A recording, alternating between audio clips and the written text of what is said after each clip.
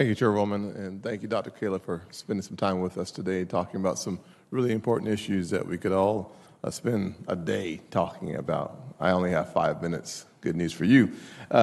So my first question is that you're coming into a very important position in the midst of really headwinds in the public health space, and I appreciate the enormity of your responsibilities if you are confirmed to lead the FDA.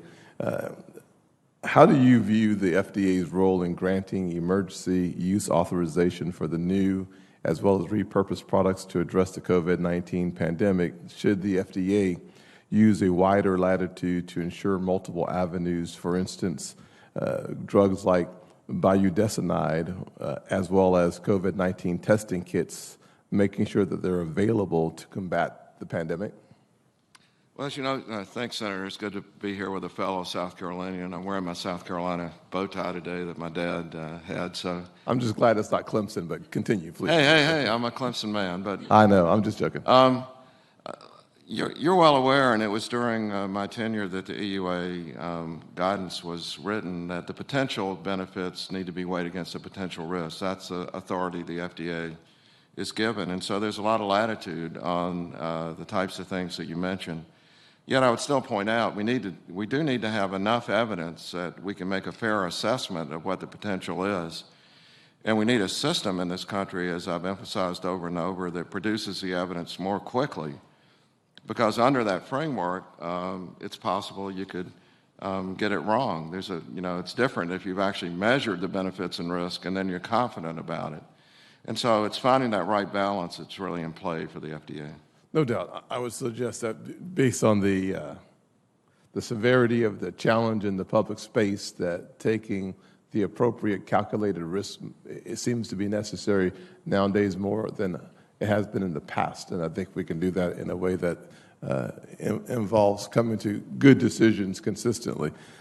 On the front long view of public health, I am excited about the role that the mRNA played in bringing the vaccine to the forefront and saving millions of lives. What's the future of that technology for future needs in the vaccine arena, number one? Number two, I think about the 7,000 rare blood diseases that have very few therapies, treatments of any sort, and I focus a little bit more on CRISPR technologies for things like sickle cell anemia and that path going forward. Do you see more application for CRISPR in the rare blood disease space, and B, on the future forefront of the mRNAs and vaccines, is that future as bright as it appears it could be with the use of these technologies? Well, this is one of the things, Senator, where the excitement of being part of this is what keeps me going and coming back. I mean, I'm old enough to remember when the Human Genome Project was just being developed. And now we have the code for the genome. Yes. And what you're describing are the downstream consequences of that with reading the code and producing proteins and other substances that determine whether we're sick or healthy. And there are a whole array of technologies, specifically for mRNA. I think as a platform for vaccines, this is something that we've only dreamed about, but it's a reality now. And this took a collaboration of FDA scientists and, of course, academia and the private sector all working towards a common goal over decades. But you also mentioned CRISPR, and the ability to change the fundamental genome is an amazing possibility, but also has significant risks. And so, like everything else, we got to come up with the ideas, try them out, and measure things and see what really works. But almost nothing could be more exciting than curing a rare genetic disease with a gene substitution, perhaps for life. And I think for people with sickle cell disease, I've done a lot of work, NHLBI, with Gary Gibbons, who's a great leader there.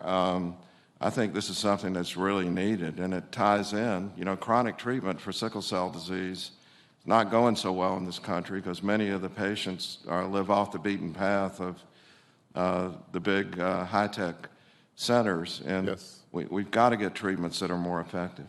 Yeah, and Chair, if you allow 30 seconds. Yes.